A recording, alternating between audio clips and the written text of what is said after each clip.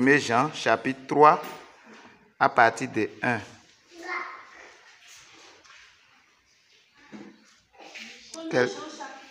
Oui, allez-y. 1 Jean, chapitre 3, le verset 1. Voyez quel amour le Père nous a témoigné, pour que nous soyons appelés enfants de Dieu. Et nous le sommes. Si le monde ne nous connaît pas, c'est qu'il ne l'a pas connu. Verset 2. Jusqu'à voilà. Bien-aimés, nous sommes maintenant enfants de Dieu. Et ce que nous serons n'a pas encore été manifesté. Mais nous savons que lorsque cela sera manifesté, nous serons semblables à lui, parce que nous le verrons tel qu'il est. Jusqu'à 3. Le verset 3. Quiconque a cette espérance en lui se purifie, comme lui-même. Amen. Amen. Avant de continuer, nous allons prier. Père, nous te disons merci. Nous te rendons grâce parce que tu nous as tellement aimés, que tu nous as appelés enfants, que nous sommes tes enfants bien-aimés. Et la Bible a bien déclaré que c'est par amour que tu as fait cela. Nous en sommes reconnaissants. Reçois notre action de grâce au nom de Jésus. Amen. Merci notre Père, notre Dieu. Merci pour la grâce que tu nous accordes d'être tes enfants. À l'instant, Père, aide-nous à t'entendre comme les enfants entendent leur Père, dans le nom de Jésus. Et au moment où tu seras en train de nous parler, permets que ta parole transforme notre vie, dans le nom de Jésus. Nous voulons te ressembler, parce que les enfants se ressemblent à leur Père. Pour cela, Seigneur, aide-nous à te ressembler au nom de Jésus. Merci parce que tu l'as fait. C'est au nom de Jésus que nous avons prié. Amen.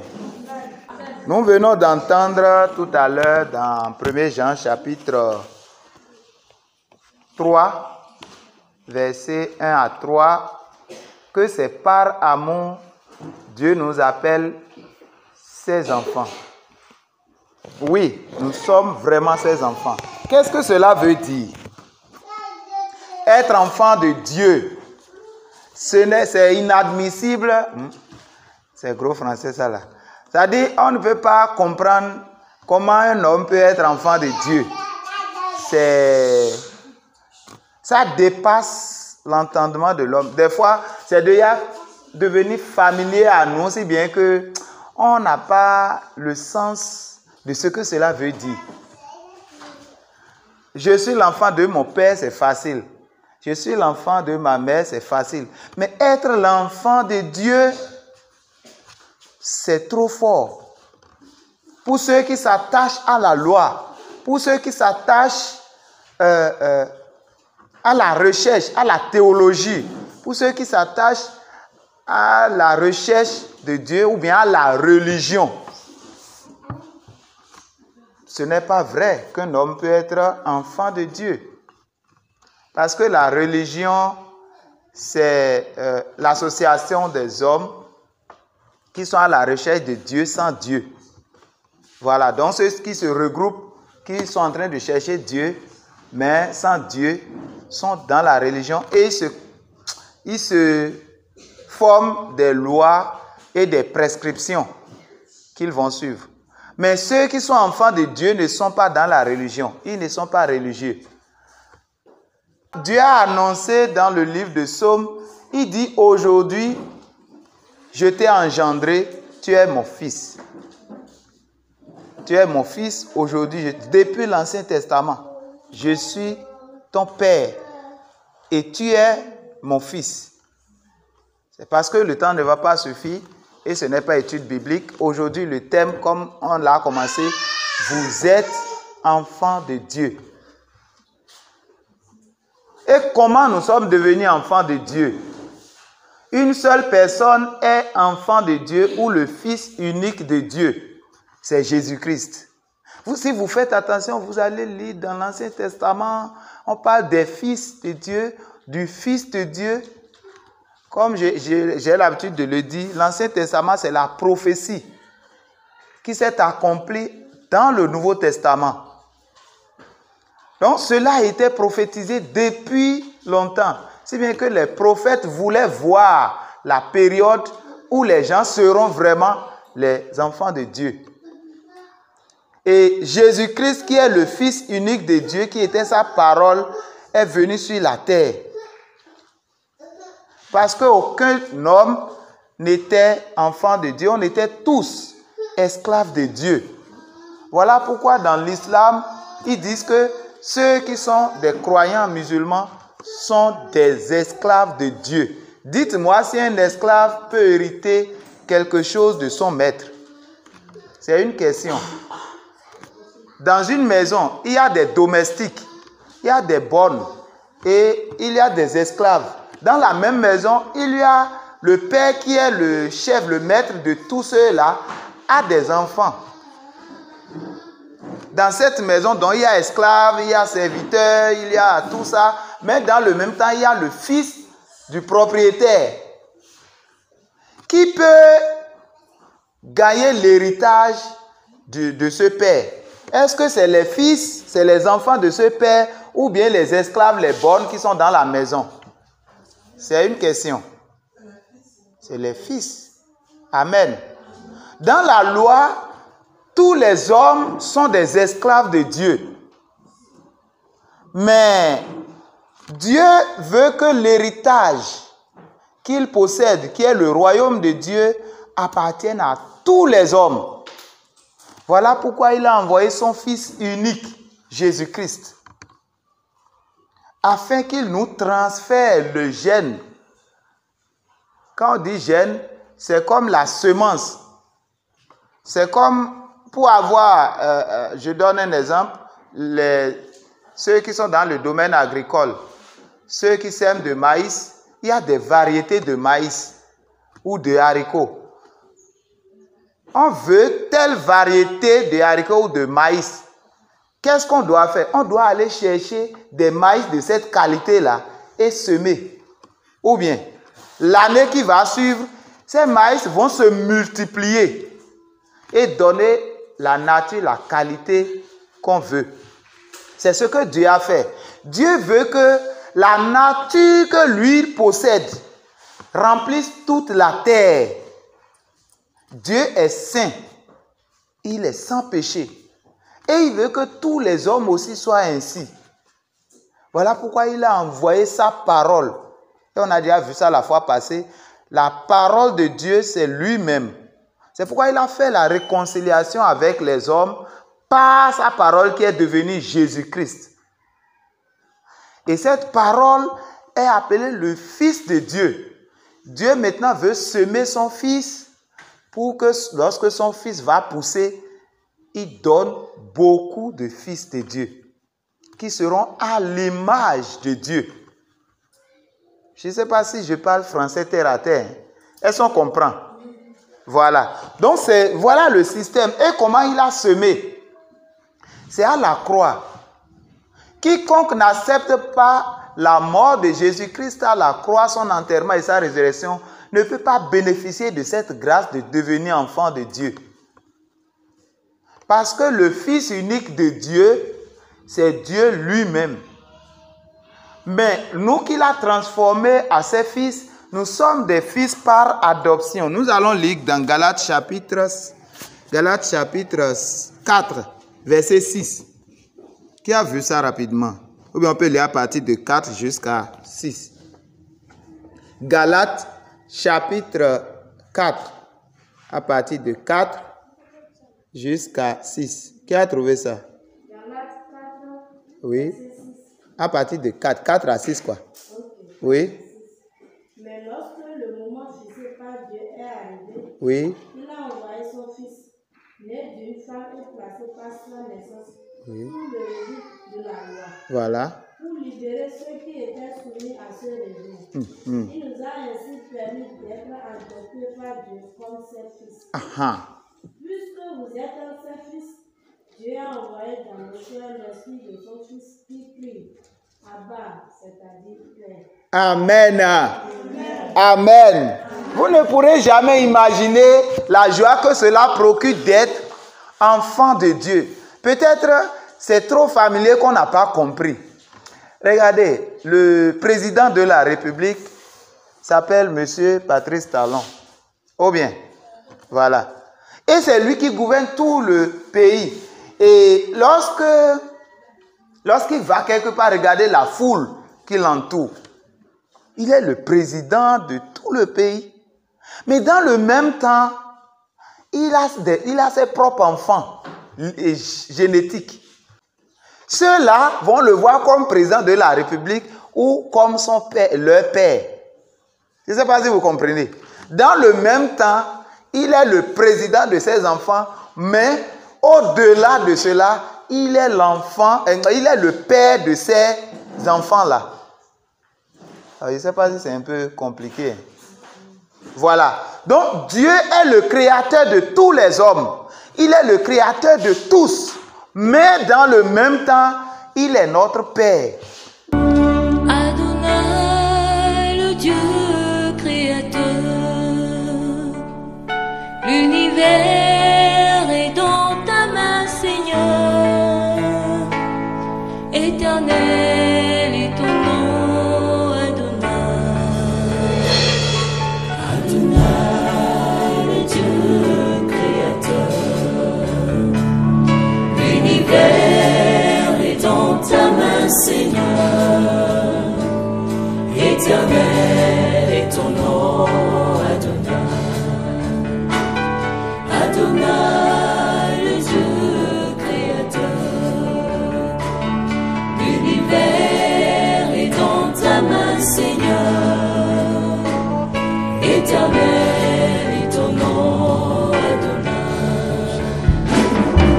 Nos mains sont levées, nous voulons t'élever, t'adorer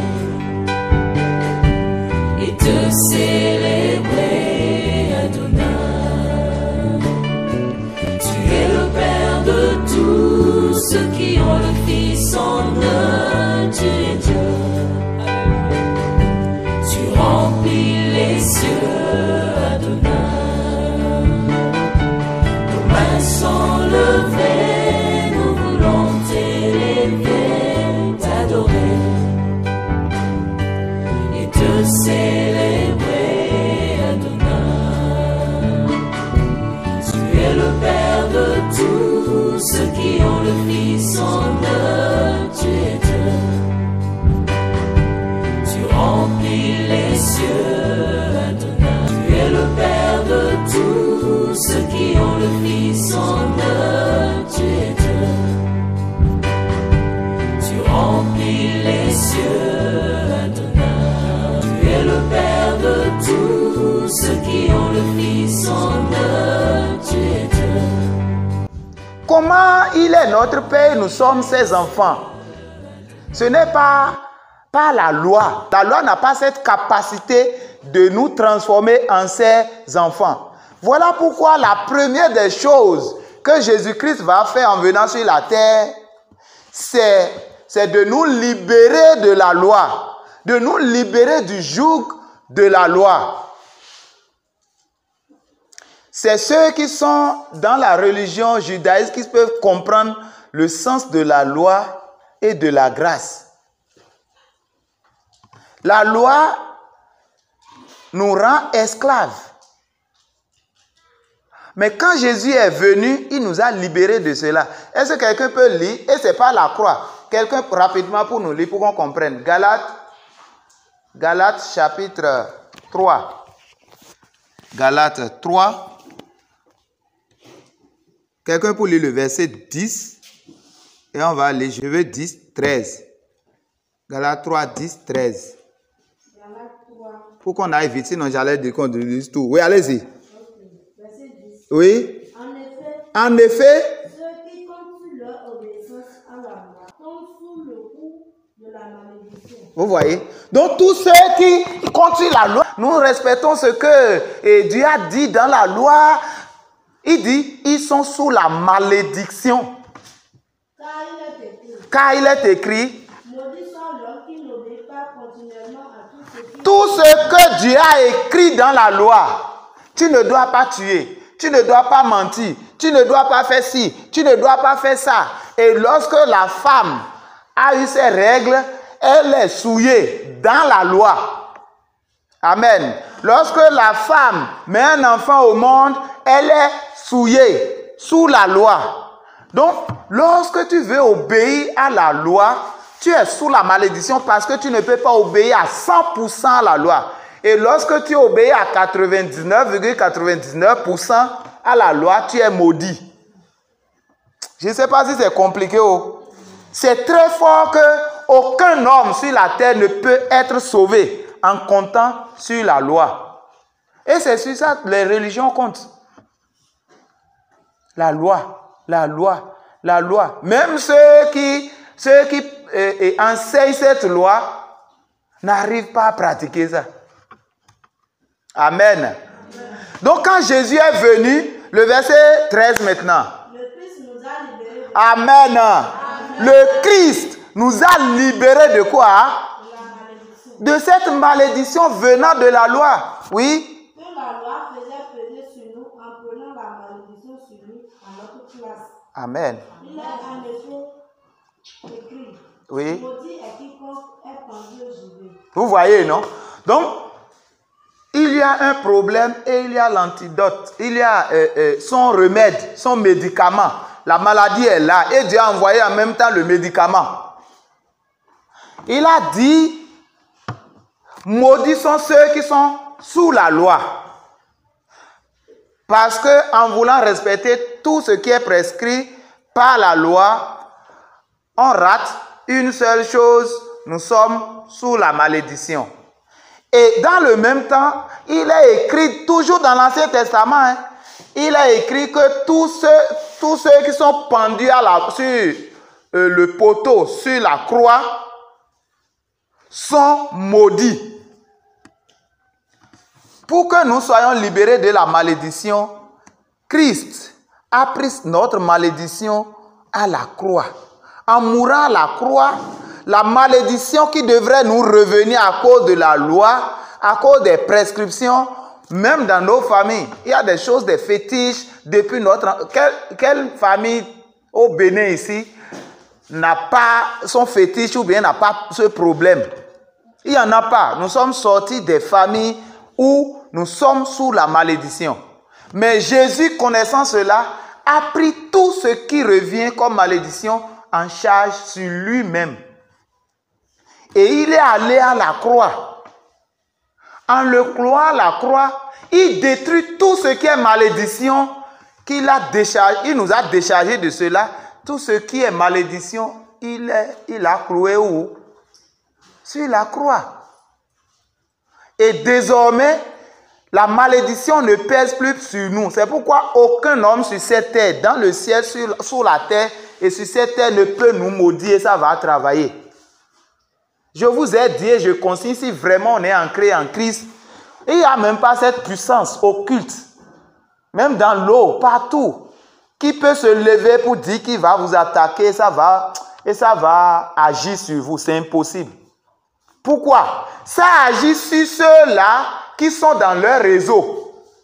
Mais puisque par la mort de Jésus sur la croix, nous sommes éradiqués de ce réseau, nous sommes arrachés de ce réseau et désormais, Dieu a implanté sa semence. Il a implanté son gène. Je ne sais pas comment je vais expliquer ça en français, terre à terre. C'est-à-dire sa nature. Il a implanté en nous pour que nous ne soyons plus les enfants de malédiction, mais les enfants de bénédiction. Et désormais, nous sommes appelés enfants de Dieu. Pas par plaisir, mais en réalité, nous sommes ses enfants. Amen. Pourquoi? 1 Jean 3, verset 9. 1 Jean 3 qu'on avait lu au départ là. C'est à cause du temps. On allait lire tout, mais le temps nous presse. Verset 9 dit quoi? Quiconque est né de Dieu. Quiconque, donc, avant de devenir enfant de quelqu'un, il faut naître de la personne. Il faut qu'on mette la personne au monde. Papa et maman nous ont mis au monde dans une nature pécheresse, dans une nature où nous étions sous la malédiction de la loi, sous la malédiction à cause de nos péchés, à cause de notre nature. Maintenant, Pour devenir enfant de Dieu, il faut naître de quoi? De Dieu. Oui, allez-y.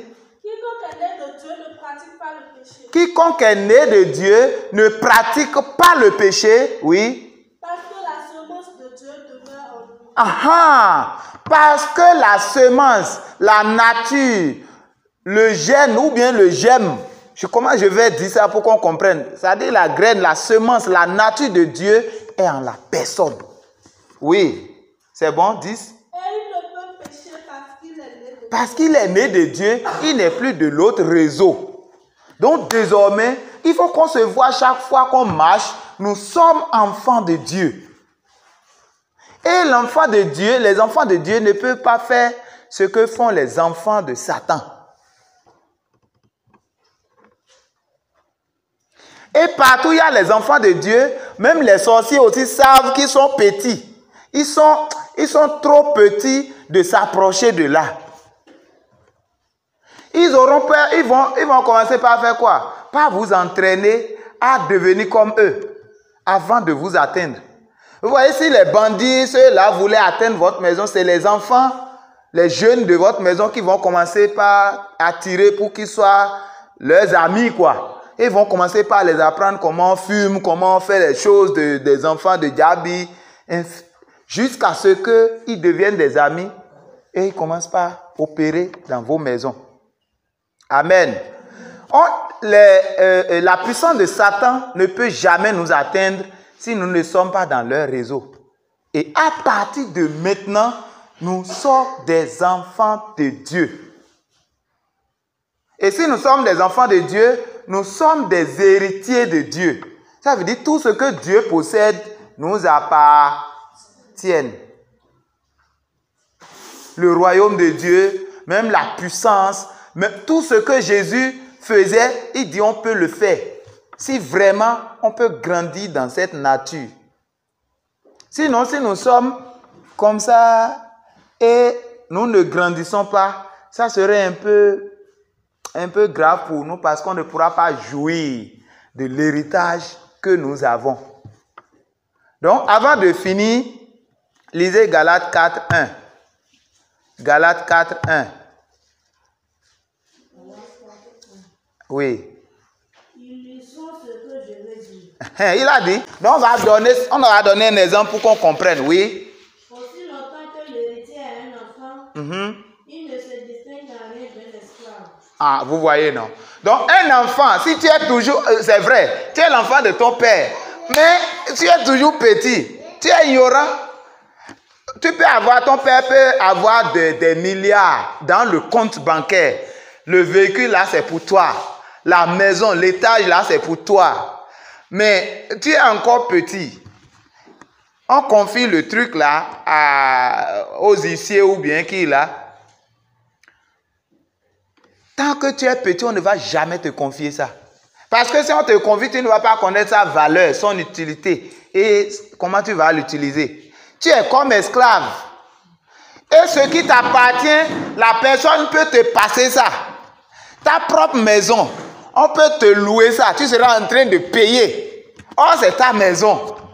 Je ne sais pas si on comprend. Tu as besoin de 100 000. Or, ton père a 100 milliards dans le compte. On dit, on va te faire prêt. Pour que tu commences un petit commerce. Or, tout l'argent qu'on veut te passer t'appartient. Je ne sais pas si on comprend. Hein? Si on est encore petit et on ne grandit pas dans la foi, oui, nous sommes des enfants de Dieu, ça c'est clair.